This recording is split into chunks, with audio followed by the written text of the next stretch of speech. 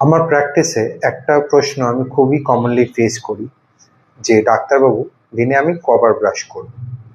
একটা এক্সাম্পল দিই চলুন। যদি আমরা কোথাও যাওয়ার আগে নিজের বাইক বা গাড়িকে ভালো করে পরিষ্কার করি, তারপর সারাদিন ড্রাইভ করে সেই ডেস্টিনেশনে পৌঁছানোর পর আমাদের গাড়ি বা বাইক কি একই রকম পরিষ্কার থাকে? না, নিশ্চয়ই। Hi, this is Srijit Saha, that's Smile Dog here. আর আজকের ডেন্টাল ডোজ ব্রাশিং দিনে কবার হবে সেই নিয়ে।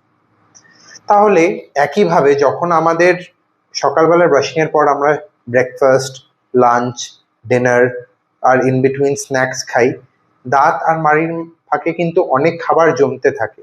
সেটা আমরা যতই ভালো করে স্পিট বা রিন্স করি না কেন, বেরোয় না। মাউথ ওয়াশ দিলেও সেটা কিন্তু রিমুভ হয় না, একমাত্র রিমুভ হয় ব্রাশিং এ। যেই কারণে রাত্রিবেলার ব্রাশিং ইজ ইকুয়ালি ইম্পর্টেন্ট আর আমাদের সবার ওরাল হেলথের জন্য খুব দরকারি।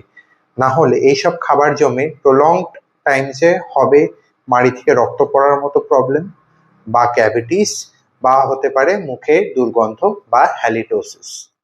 তাই দিনে করুন 2 বার ব্রাশ, যাতে না হয় মুখে ক্যাভিটিস বা অন্য কোনো ডিজিজের ত্রাস।